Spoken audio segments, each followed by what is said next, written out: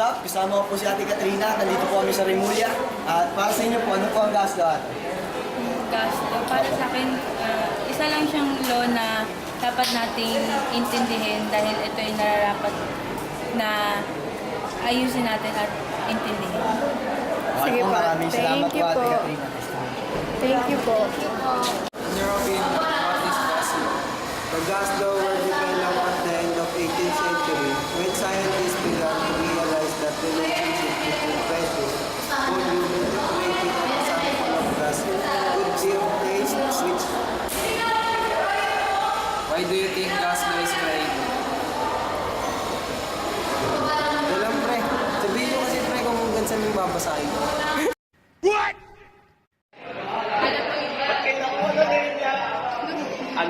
Hi, I'm Giancarlo Piqui Cosmo from STEM 12. What is the purpose of gas? Yung purpose ng gas, parang nagagamit naman natin sa everyday life. Parang di lang natin siya na lalaman na yun pala gas. So, for example, yung parang sa bola, pag nag-apply ka ng air sa bola, tapos yung hangin, mahalos po pasok sa loob ng bola. Tapos yung parang team na yun, parang pagkaano mo ng air, nagkakaroon siya ng isa yung tinatawag na fluid. Isa yun yung parang gas. Thank you po.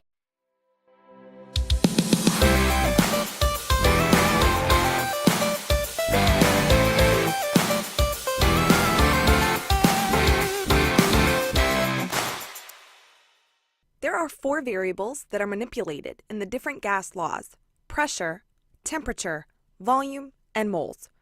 To see how one variable affects another, we have to hold the other 2 variables constant.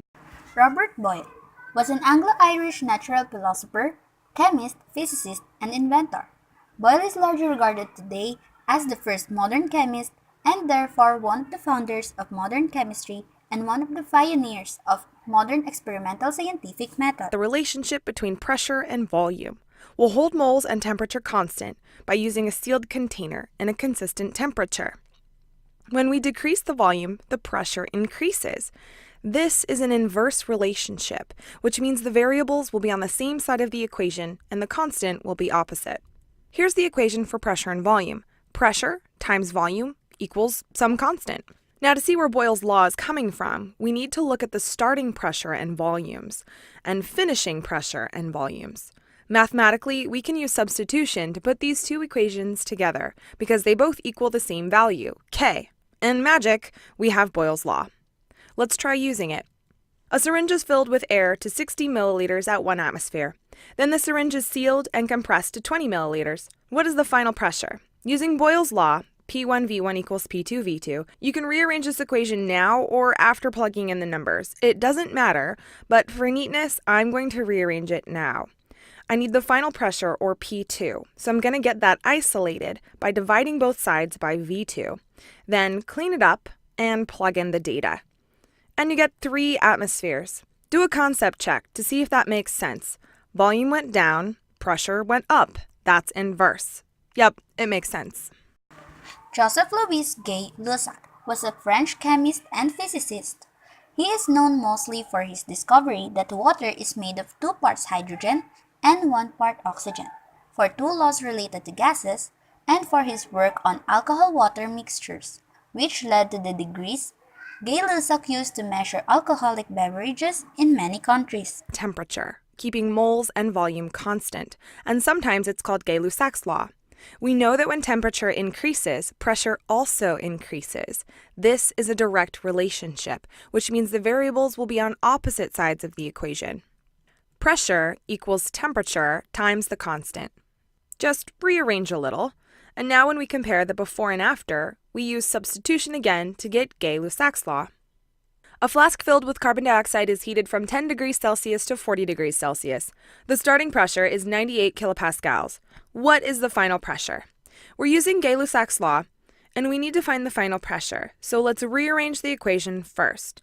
Just multiply both sides by T2, and you get a nice, clean equation. Fill in the data and calculate. But be careful. Use Kelvin instead of Celsius so that the mathematical proportions are accurate. And make sure that the final temperature is on top and the initial is on the bottom. And then you'll get 108 kilopascals, or, with correct sig figs, 100. Jacques Alexander Caesar Charles was a French inventor, scientist, mathematician, and balloonist. Charles launched the world's first unmanned hydrogen-filled gas balloon in August 1783. Then in December 1783, Charles ascended to a height about 1/8 feet, 500 meters, in a manned gas balloon. Their pioneer use of hydrogen for relief led this type of balloon being named as Charles. Put a balloon in a freezer, pull it out after a few hours, and you'll find a shrunken balloon. As it warms up, it will come back to full size. As temperature goes down, volume goes down. This is a direct relationship. This is essentially the same as Gay-Lussac's law, except we're using volume instead of pressure. If you rearrange the equation and then substitute it, you get Charles's law. V1 over T1 equals V2 over T2. Here's a problem. A balloon is filled with 1.5 liters of air at 20 degrees Celsius, then placed in a freezer until it reaches a temperature of 5 degrees Celsius. What is the final volume? Well, let's rearrange Charles's law to find V2. Then we can plug in our data, after we convert Celsius to Kelvin, of course, and you get 1.4 liters, which makes sense because volume and temperature are directly related. Look at Boyle's law, Gay-Lussac's law, and Charles's law together. We can combine these three laws as long as we hold the number of moles constant. Amazing! Let's try a problem with this. 5.36 liters of nitrogen gas are at negative 25 degrees Celsius and 733 millimeters of mercury. What would be the volume at 128 degrees Celsius and 1.5 atmospheres? We are trying to find the final volume, so let's rearrange this equation to get V2 alone. We multiply both sides of the equation by T2 over P2, and when we clean this up, we get this pretty equation. Now we can just plug in our data, being sure to turn Celsius into Kelvin and to have the same types of pressure units. I chose to turn atmospheres into millimeters of mercury, but you could have gone the other way as well. Then you do your calculations, and you get the volume is 5.57 liters. Gas. It's all around you. It's in space. It's on Mars. It's dissolved in your blood and in your soda. It's everywhere. And it's easy to forget that we're submerged in an ocean of gas, but it's there all the time. You can feel it if you wave your arms around. You can't look cool while you're feeling it, but you can feel it. It's there, those little molecules and atoms bumping around against your hand as you wave them around. Feel it? Are you doing this? I've got good news and bad news about gases. First, the good news: when they're behaving themselves, it is extremely easy to describe their behavior theoretically, experimentally, and mathematically. The bad news is they almost never behave themselves.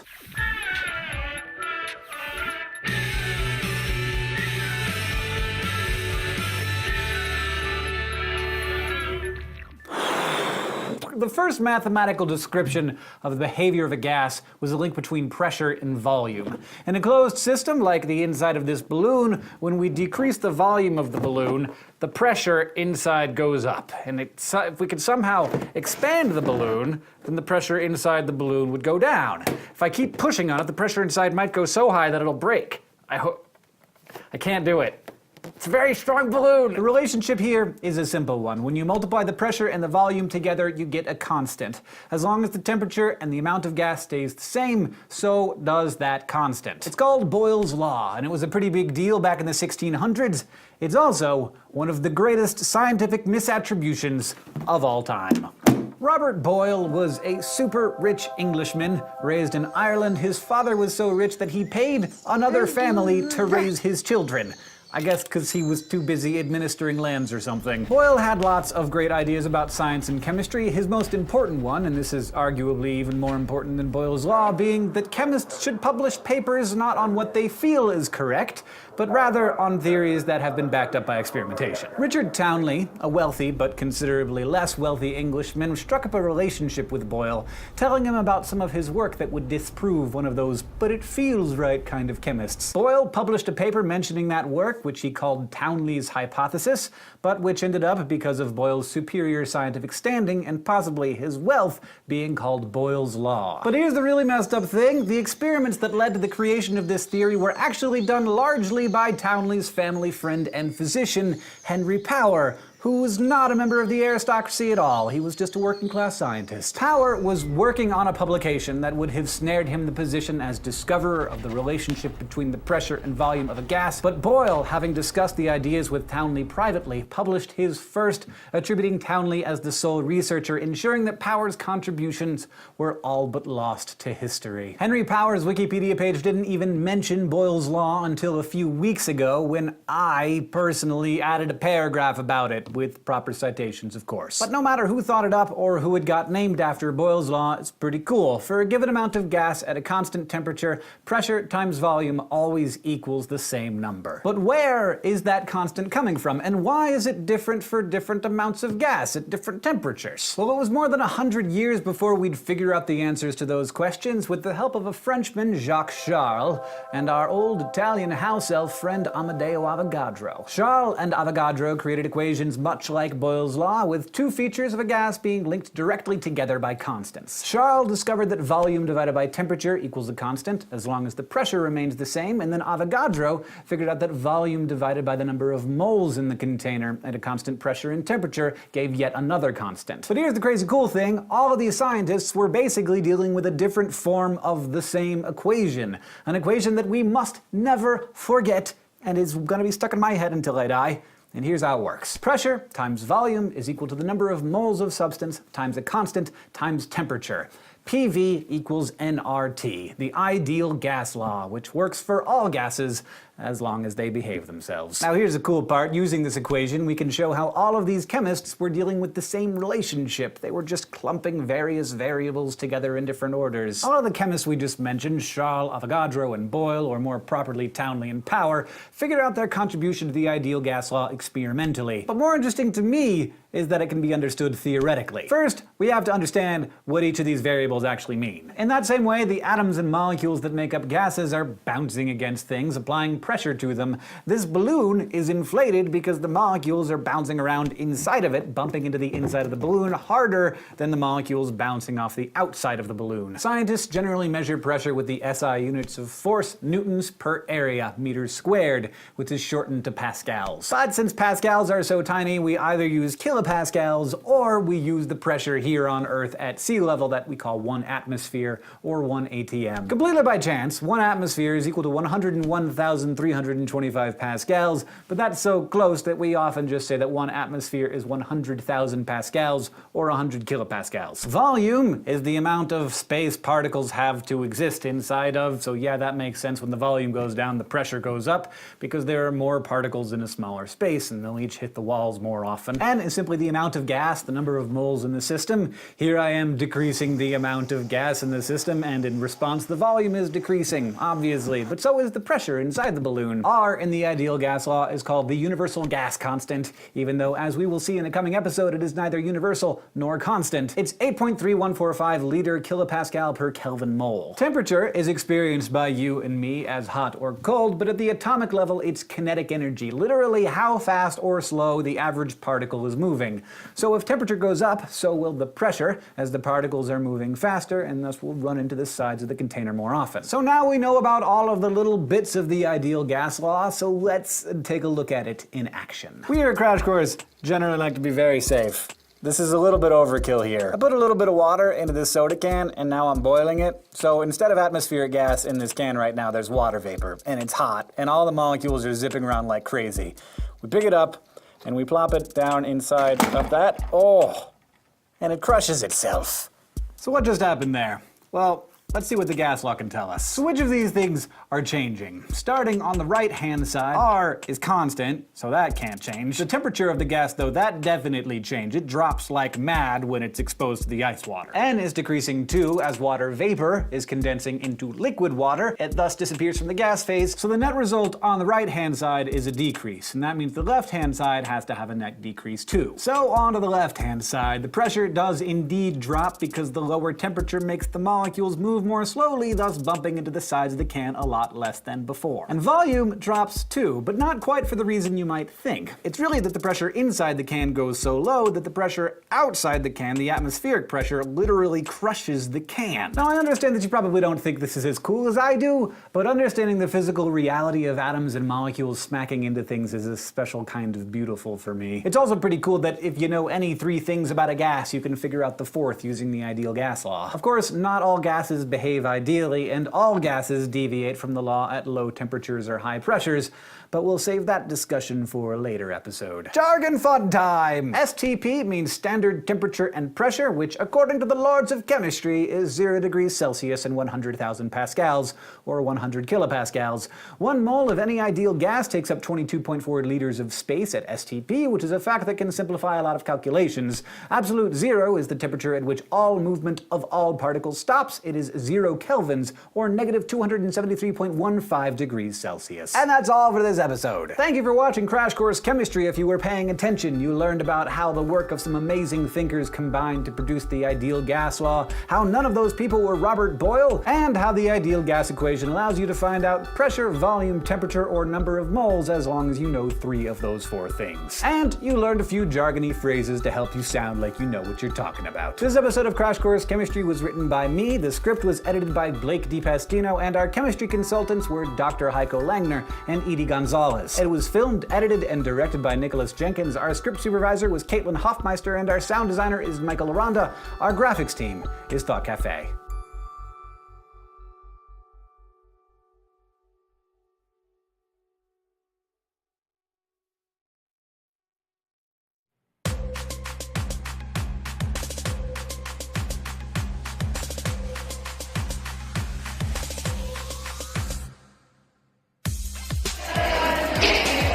I am Natalie Tureta from STEM Philippines.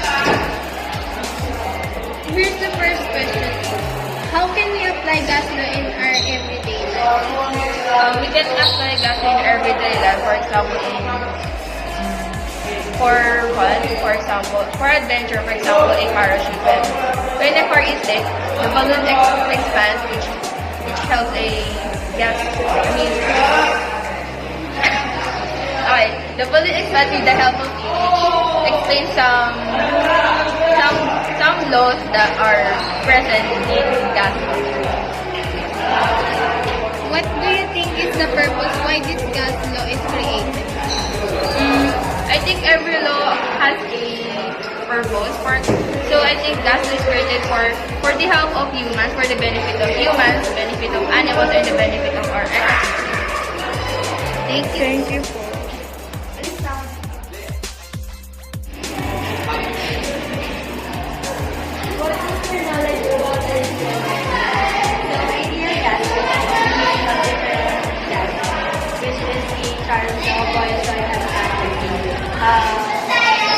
Ideal gas law formula is pressure times volume is equal to number of moles times gas constant times temperature. So in short, PV is equal to NI. What do you think is the importance and uses of ideal gas law or ideal? Well, the importance of ideal gas law is it is used to determine the mass, the molar mass, and the density of the sample, and also it is used to determine the behavior of green gases in our environment. What do you know about that? I think gas law is more about determining the relationship about volume, temperature, and pressure, and the mass, molar mass, and density of the gas sample. Thank you. How about you? So when we see gas law, ideal gas law, combined gas law siya of key scientists such as Boyle, Charles, and Gustav. So when we say Boyle's law, volume and pressure is inversely proportional. Kapag tumataas yung volume, bumababa yung pressure. Pag sinabi naman kay Charles, directly proportional sila with each other. Pag tumataas yung volume, tumataas din yung temperature.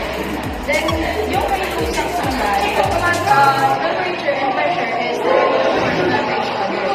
Pag tumataas yung pressure,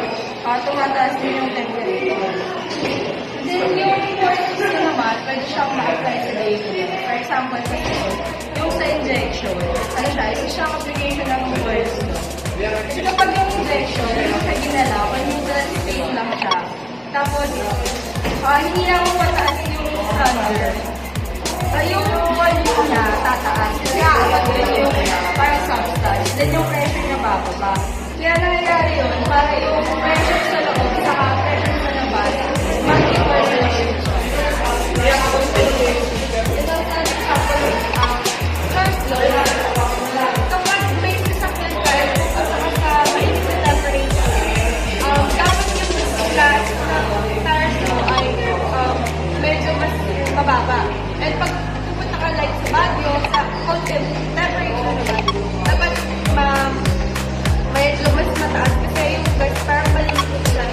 Because hindi naman pinasa kapag kunwari yung gas bomba malaki ay mataas and mainit yung temperature. So, Thank you for the coffee.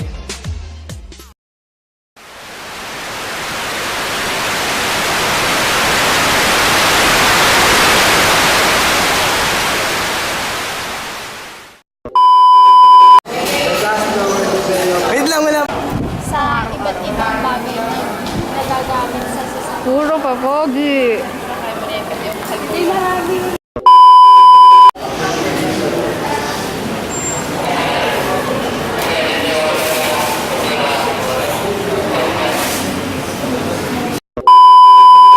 Pataas yan sa laki. Uy, ano ba yan? Pataas yan. Bala. Bye-bye.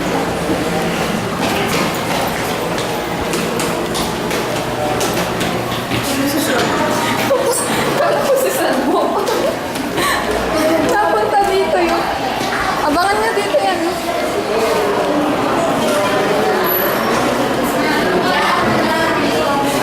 Sinatanga. Mamaya pa yan.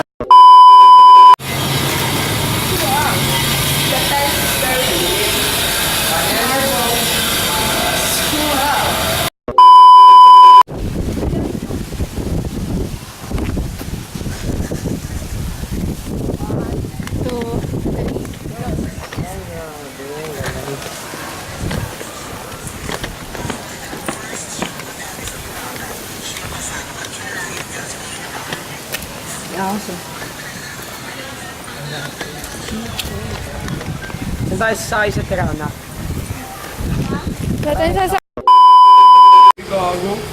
Ayun. So ito po ano, what's up sa inyo mga kapa. Walang marunong gamit ng camera sa amin. Ito po ang mga bobo. Gago. Ano ang pangalan natin? Katrina. What's up guys? Dito po kami sa... Hindi ka sa